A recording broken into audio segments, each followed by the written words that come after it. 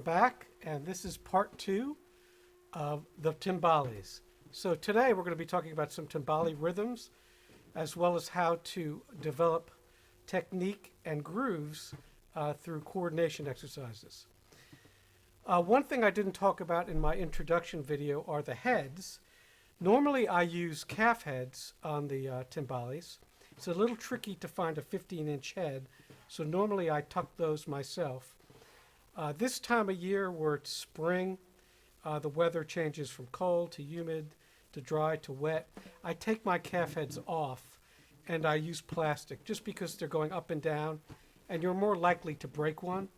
And if you know how long it takes to tuck one of those things and what a pain it is, you don't want to break them. So for today, I've put on some Remo ambassadors, which are a fine substitute. They don't sound as good as calf, but they do hold their pitch.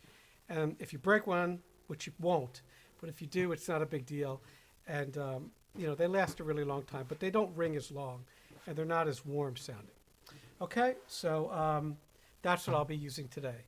So this is the same timbale setup as I used in my introduction. That first little riff you heard was from a groove called a Danzon, which was one of the first Cuban dance rhythms, and the first that really used timbales. So that's a good one to learn first. The rhythm that I was playing there, the first one was a Baqueto, so which is using your hand to muffle the drums, like this. And there I'm muffling with a cross rim click. You can also just use your hand.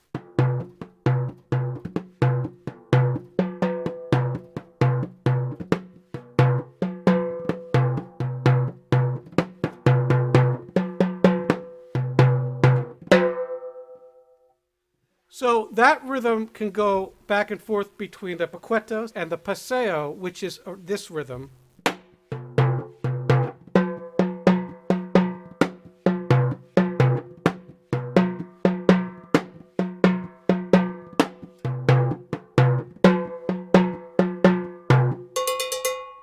Okay, so going back and forth is a common thing in those Danzon tunes, depending on the form. If you remember the last video, I talked about the form, where the verses are played with the palito pattern, where the choruses are played with the cowbell,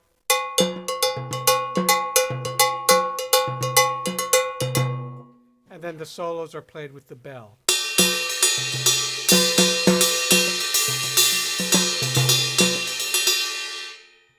So there's always a formula. So this formula is Baqueto and then the Paseo.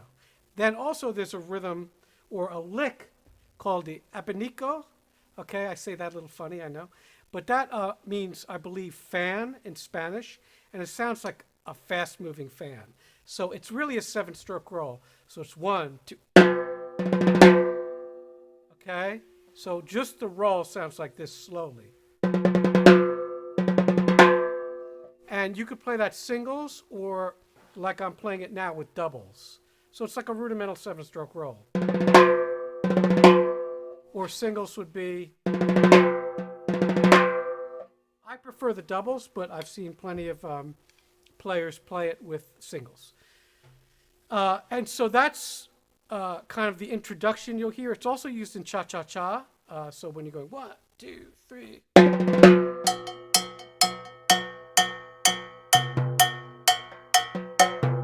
If anybody's heard that rhythm, you know how driving that is.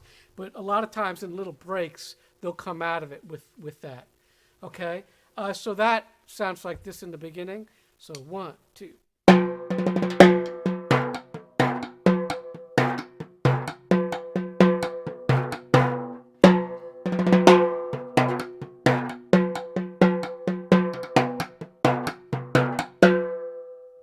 Okay, so you can play that little riff in there. It's kind of like a fill. And really, you can play anything you want, but there's not a lot of cowbells in this rhythm. So you can ride on the bell like slowly, because this rhythm is a slower rhythm. It's a dance rhythm. It's not fast. But mostly it's played just on the drums. So once again, play with your hands.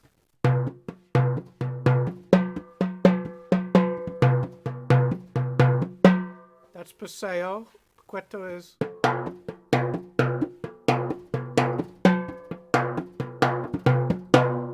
So what I'm doing is I'm filling in with my hand. And by the way, this is all in my book. I'll put up the page so you can see it. Okay?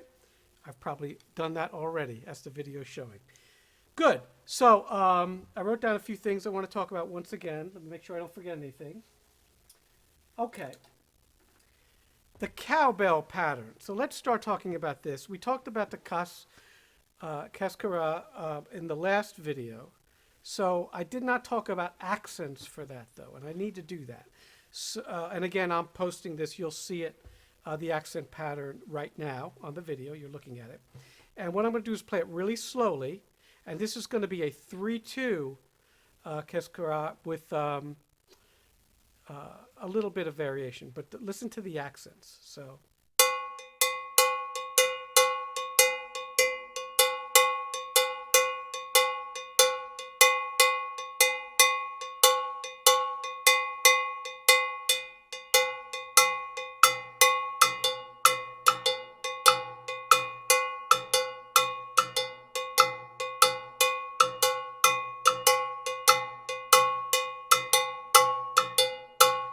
So you saw there that I was playing that rumba clave after about 4 bars under it.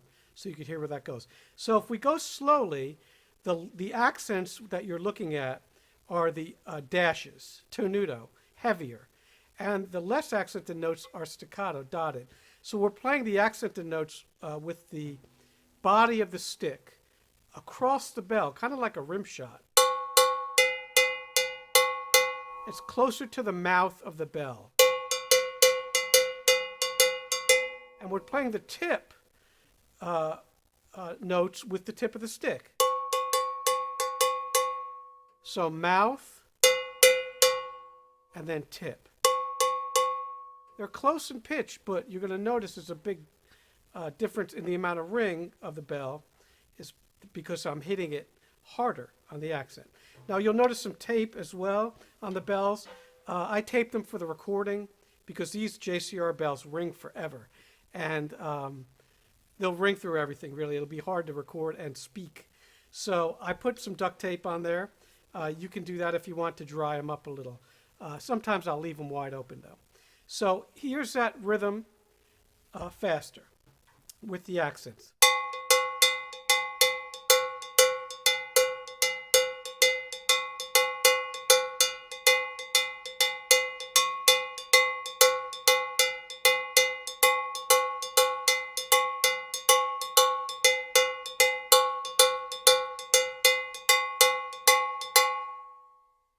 So that's the cascara with accents. So you don't have to play the accents. If you don't, it would be.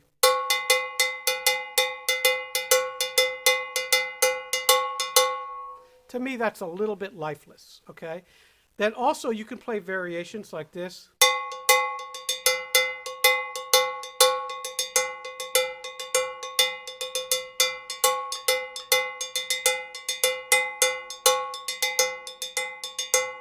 So you can add all kinds of extra notes. As long as you're coming back to that mother rhythm and as long as you're on the right side of the clave, that's fine, okay? If I add a little bit of the conga part to that, it sounds like this.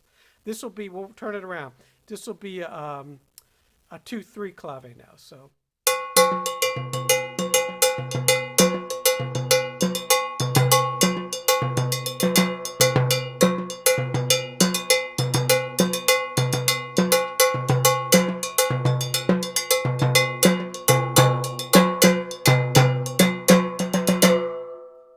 So you saw there I did a number of variations with my left hand playing a mock conga part. So you see where the accents go as that group of eighth notes travels on, it gets louder. So.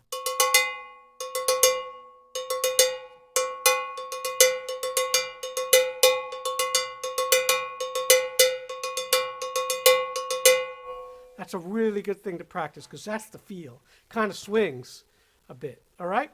Now, how do we practice that? Really tricky concept to get your head around. In other words, the coordination aspect of that. while being able to play anything with the left hand over that right hand is tough. Whereas if you play jazz, everybody knows the main jazz ride cymbal is this.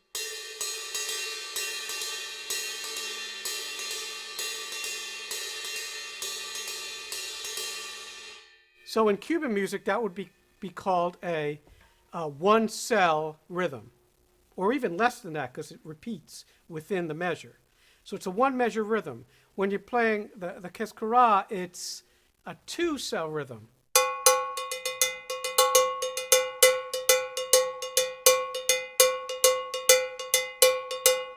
So it's even more complicated to get these tricky coordination things under it. So let me show you how I work on this. I'm going to reach over here and show you something. So if you have this book, which I know a lot of you do, you want to turn to page 7, okay? So we'll put this up on the screen so you can see it. And these are just rhythmic patterns. You could use any rhythmic pattern in any book. The Gary Chester Newbreed books, the Louis Belson books. I mean, there's literally 10 books that I have that have all kinds of rhythms, and I use them. So I have lots of variations to work on. So what you want to try to do is start out by playing this rhythm, the cascara,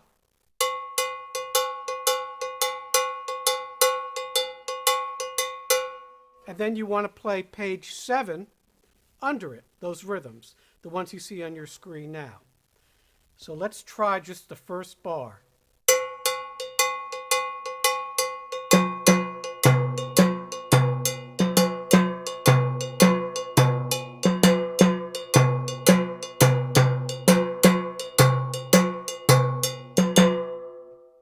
I did a little variation in there, but that's how you practice it, okay? And then you do the next bar. You get the cowbell going first.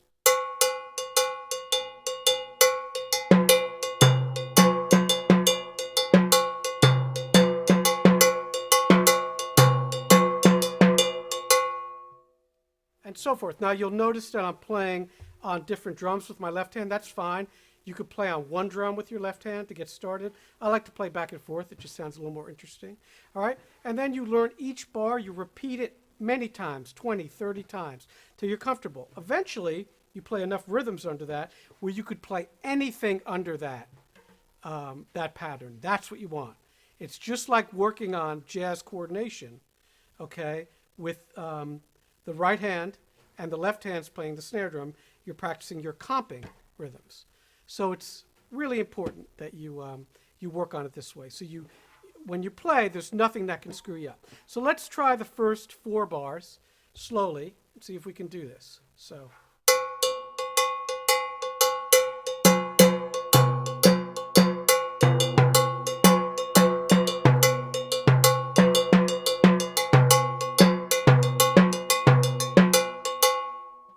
Okay, so that's the first 4 bars. Now, if you're having trouble, here's how you practice it. You go nice and slow, you get the cowbell going, and then you add 1 beat at a time. So in other words, you keep cycling that bar, like bar 1, over and over, and you add 1 beat, and then you add another beat, and then another beat until you have the whole bar. So let's try that with the second line, first bar.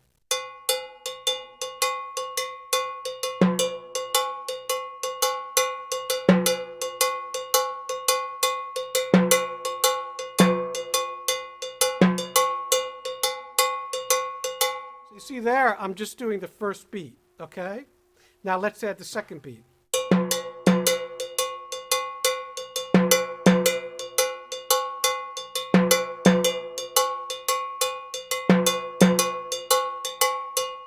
So that's with the second beat. Then we add the third beat.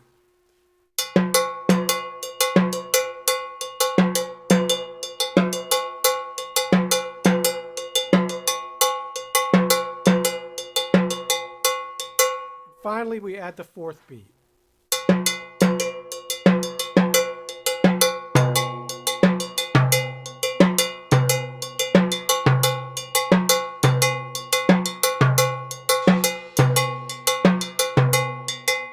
Okay?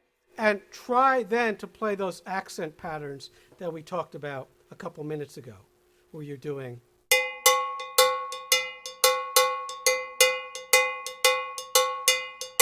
Okay. Now, once you get the 2-3 clave version of this, you might want to switch it and do the 3-2. So that would start, you know.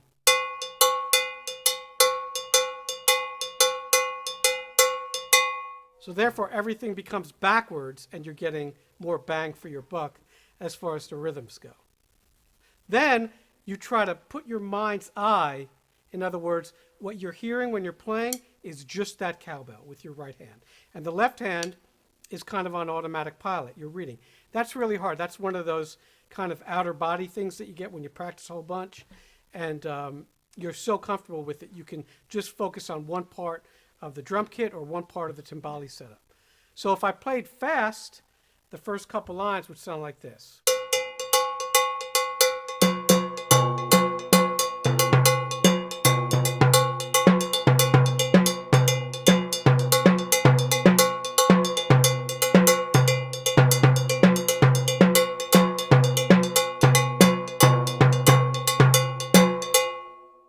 Okay, so that's the first 2 lines of page 7. Really difficult, but totally worth going through all the pages in this book like that. Okay?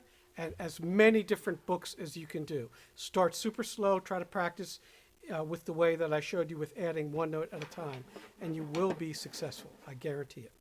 Let me see if I left anything out.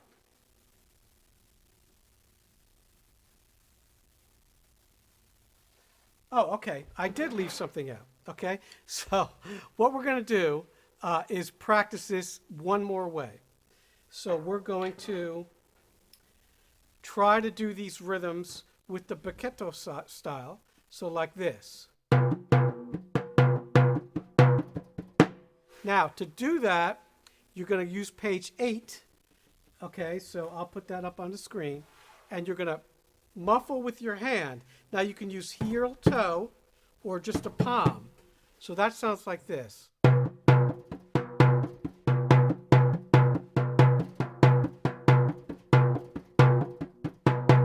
Okay? So you can also do it with a cross rim.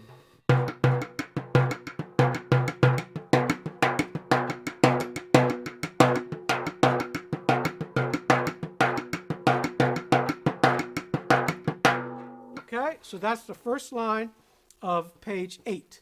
And that's a great way to practice this stuff. It's also really good for soloing. So if you know.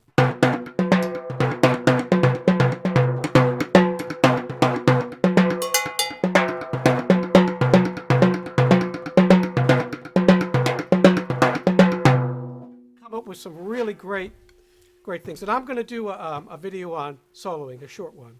It'll probably be the last one we do. So the next video will be on the rhythms, the timbale rhythms from my book. There's quite a few of them. I don't know if we'll be able to get to all of them, but we'll get to as many as we can. So just stay tuned for that. Thanks.